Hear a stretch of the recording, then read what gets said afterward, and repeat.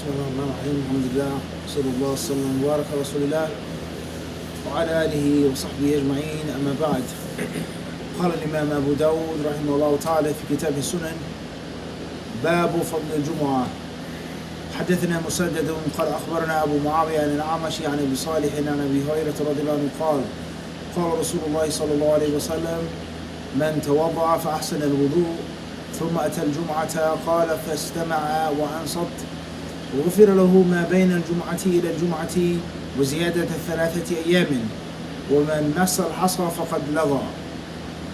حدثنا إبراهيم بن موسى قال أخبرنا عيسى قال حدثنا عبد الرحمن بن يزيد بن جابر قال حدثني عطاء الخراساني عن مولى امرأته أم عثمان قال سمعت علي رضي الله عنه على منبر الكوفة يقول إذا كان يوم الجمعة غدت الشياطين براياتها إلى الأسواق فيرمون الناس بالترابيت أو بالترابيث أو بالربائث ويثبتونهم عن الجمعة وتغدو الملائكة فتجلس على أبواب المسجد فيكتبون الرجل من ساعة والرجل من ساعتين حتى يخرج الإمام فإذا جلس الرجل مجلسا يستمكن فيه من الاستماع والنظر فأنصت ولم يلغو كان له كفلان من أجر فإن نأى وجلس حيث لا يسمع فأنصت ولم يلغو كان له كفل من أجر من جلس مجلسا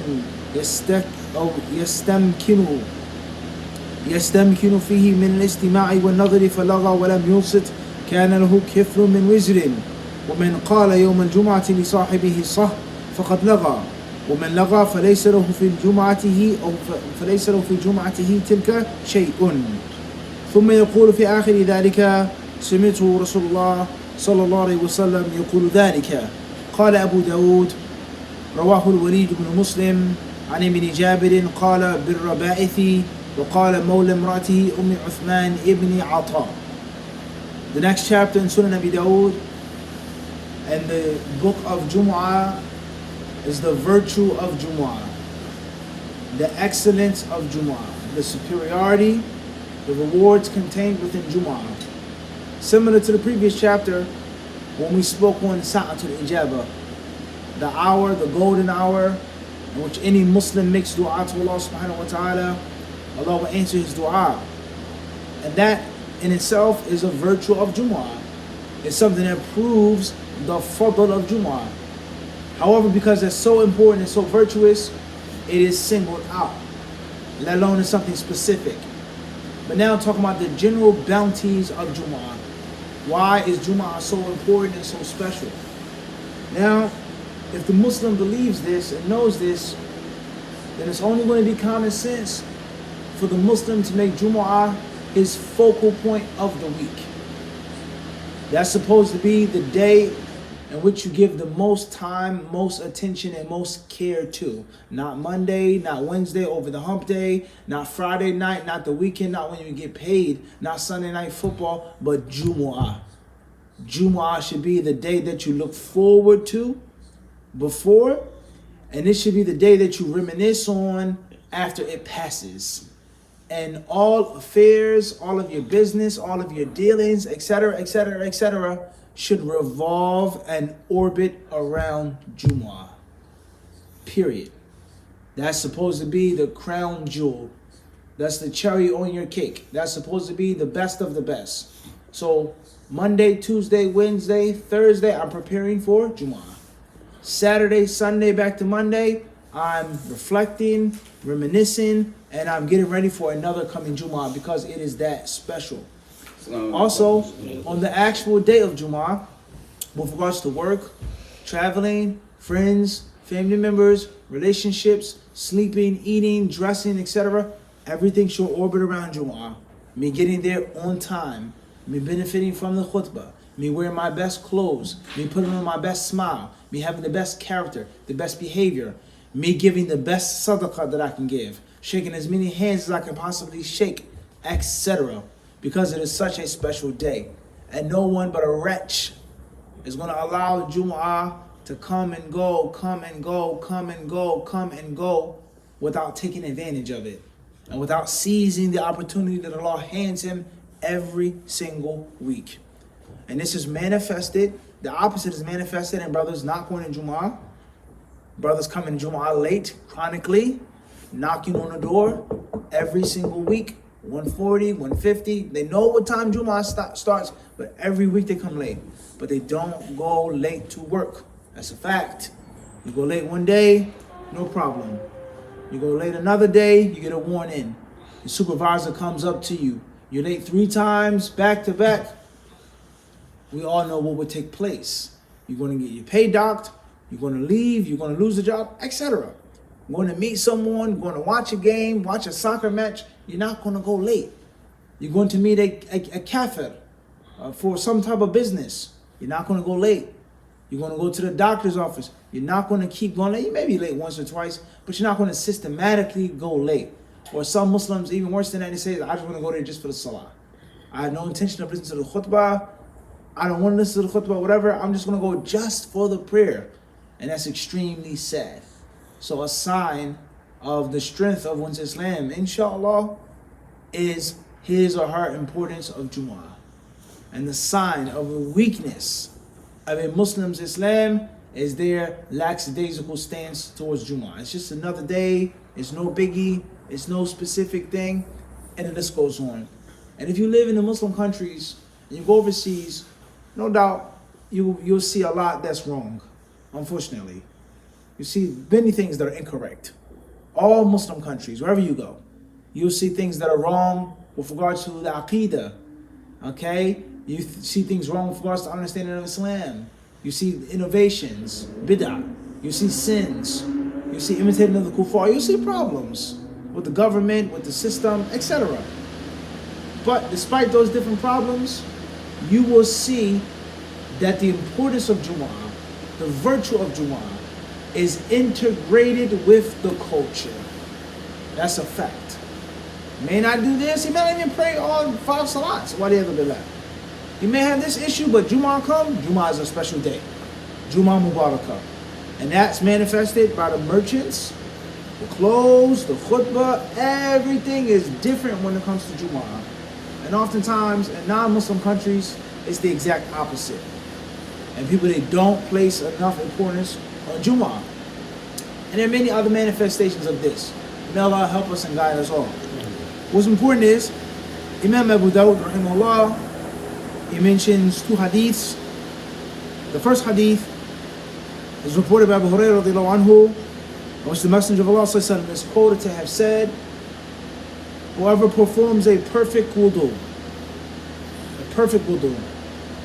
and of course included in this is ghusl, as is mentioned in other hadiths, which we'll speak on. Do you have to take a bath on Jumu'ah? But here it says, tawadda'a fa'ahsan al-wudu. He who performs wudu and he does it well. And that, once again, that shows everything that I just said, is that you give it attention. It's not just a rushed wudu. Quick, let me pray, I gotta go, get back to la. You're doing everything recommended. Bismillah, 3 times, up to the arms. You're making a perfect wudu. So whoever performs wudu and he does it perfectly, thumma atal Jumu'ah, and then he goes to Jumu'ah, walking, riding on a train, etc. Fastama'a, and then he sits down and he listens. Wa ansata, he keeps his mouth closed. He's not thinking or talking, doing this. He's listening to the words of the Imam. غفر له ما بينه أو غفر له ما بين الجمعة إلى الجمعة وزيادة 3 أيام. He will be forgiven of his sins from week to week with an additional 3 days. Think about that now. That's all you have to do. It doesn't say give sadaqah, make the sunnah prayers of Jumu'ah, feed an orphan, free a slave, visit a sick person, follow a funeral. Perfect wudu. Go to Jumu'ah on time, sit down, listen to the Imam, make the salah. You're forgiven of all your sins from Jumu'ah to Jumu'ah with an additional 3 days. So that's 10 days of maghfirah. Think about that now. 10 days of sins being forgiven. The hadith then says, وَمَن مَسَّ الْحَصَى فَقَدْ لَغَى. And whoever plays with stones, فَقَدْ لَغَى, then he is made laghu. he's violated his Jumu'ah, and sometimes in certain instances it could be nullified his Jumu'ah. He who's not there, he's there but he isn't there. And if this is the case with regards to playing with stones, then what do you think is the case with regards to playing with your phone? Not to play with stones. Texting somebody, looking for a tweet or a message or a notification, whatever it may be. Even the scrolls on. Not to go to a long discussion, the scholars of Islam, they say is that this hadith, along with other hadiths pertaining to sins being forgiven, is speaking on the minor sins. And major sins need tawbah. Let alone if you did something to someone, you have to return their rights to them. You can't take someone's money and say, I repent to Allah and that's it. Or I made wudu. You have to give them back their money. You slander them, you have to apologize to them, speak well of them, etc. So that's first and foremost. Secondly, what happens if a person spends an entire week without making any major sins, and throughout that week they shook their brother's hands, they shook their sister's hands, they gave sadaqah, etc. They did other things for kafara, for takfir of small sins. What is the benefit of this? You have 10 days now. And obviously, Jumu'ah to Jumu'ah, Jumu'ah to Jumu'ah, in actuality, you're not going to get to those additional 3 days.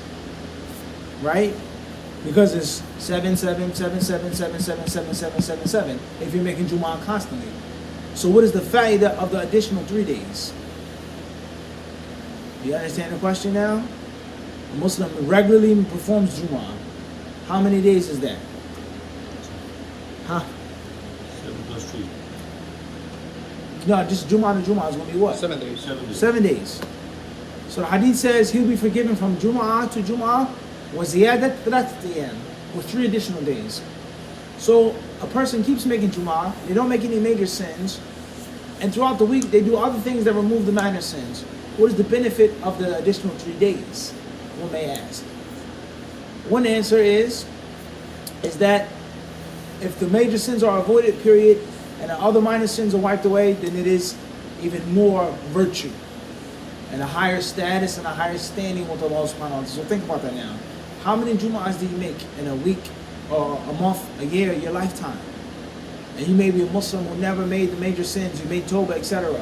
Think how high your status will be with Allah subhanahu wa ta'ala. Also, is no guarantee that you're going to make another Jumu'ah, such as getting sick, COVID, the masjid shut down, car accident. Anything can take place. You may be traveling, anything can happen, and you may miss out on a Jumu'ah. Let alone the fact that, unfortunately, some of us, our sit-ins and our meetings are full of sins. You sit down for 5 minutes at Dunkin' Donuts, Starbucks, and you start talking and gossiping. Brother Fulan, such and such. You know what he did to me? Keva at this masjid. I don't go there because of Fulan is the owner of the masjid. The imam I don't get along with. Fulan. This woman, that woman, Keva. You sit down for 10 minutes. 2 men talking about a woman. Did you see her? Oh man, such and such. 2 women gossiping on the phone. Whatever billah. 1 minute, 5 minutes. It's that easy to make so many sins. Sitting outside with your eyes, with your ears, etc. So a Muslim is always in need of hasanat, and a Muslim is always in need of takfir, sins being wiped away constantly, because it can happen so quick. You're not going to clean your house and say, let me get rid of my vacuum cleaner, and let me get rid of my dish detergent, because house can become dirty. What? Just like that. The kids come over, nephews, nieces, spill something on the floor, just like that. You're straightening up of the living room, it's not a mess again. Is this not the case? So you always need that. Allah subhanahu wa ta'ala should knows best. هذا وصلى الله وسلم وبارك على عبده ورسوله نبينا وإمامنا محمد. جزاك الله. وإياكم.